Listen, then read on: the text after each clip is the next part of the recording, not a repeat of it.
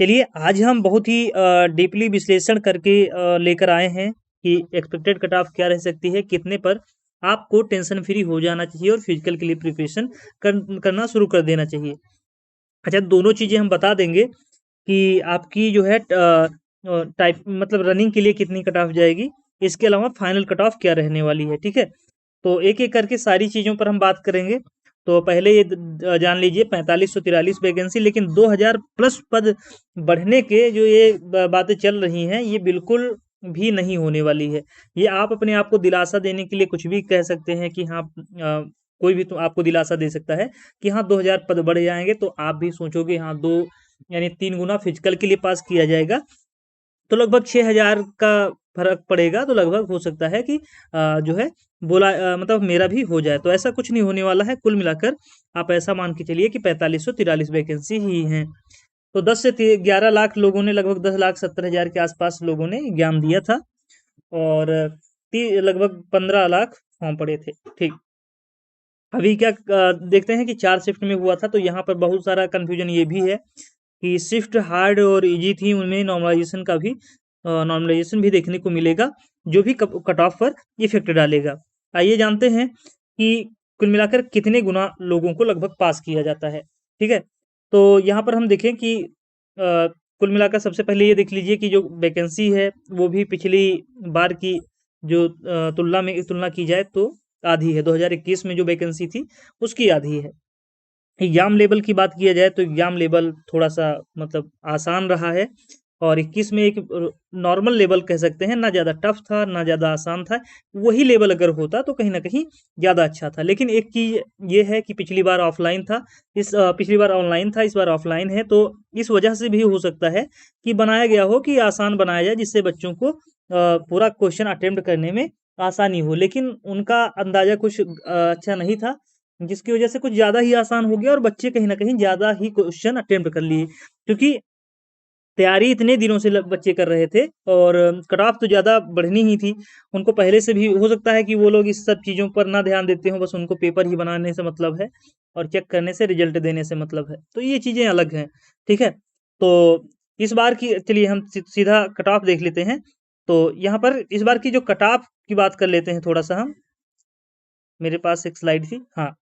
ये हमारे हिसाब से, और मैंने बहुत सारे लोगों के कमेंट देखे हैं दोस्तों, ऐसा नहीं कि मैं 2-4 लोगों के बता रहा हूँ, मैं लगभग 100 से ज़्यादा वीडियो अब तक देख चुका हूँ और मैं लोगों के कमेंट रीड करता हूँ। मैंने यहाँ पर ग्रॉक से, जेमिनी से चैटजीपीटी से सबसे सहारा लिया कि इनके कमेंट्स को रीड करो उन वीडियो के। कितने बच्चे ऐसे हैं जो 140 प्लस बता रहे हैं, कितने 130 प्लस बता रहे हैं। तो उसके अनुसार मैंने ये जो है कट ऑफ सेट किया है।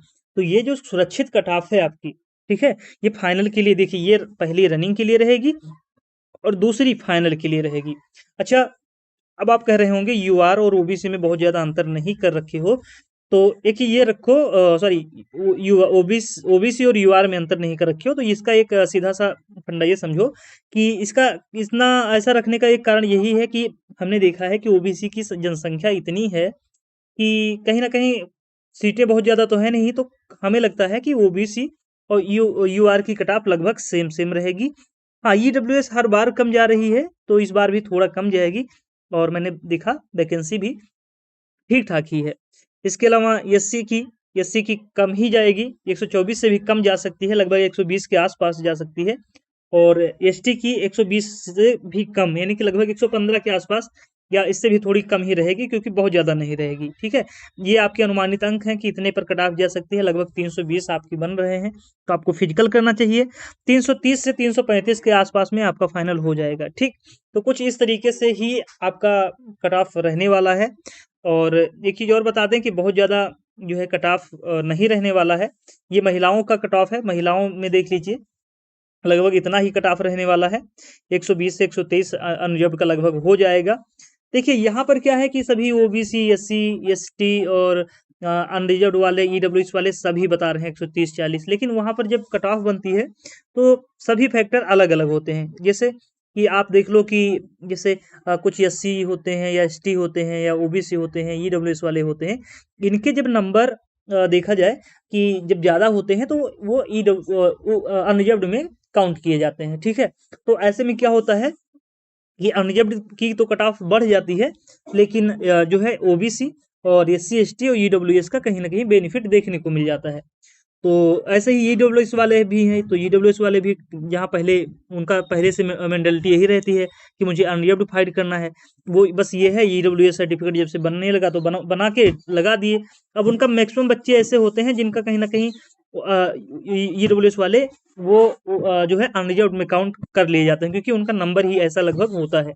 मेरे वैसे अब बात कर लें कि मेरे कांटेक्ट में जो बच्चे हैं उनका लगभग कितना जो है स्कोर जा रहा है, तो मेरे कई सारे ऐसे दोस्त हैं जो भी ट्रेनिंग कर रहे हैं यूपी पुलिस कांस्टेबल में, और उनके जो है वहाँ पर भी काफ़ी सारे बच्चों ने पेपर दिया। वो कहते थे कि उनका मॉक में 350, 350, 360 नंबर लगभग ऐसे आता था।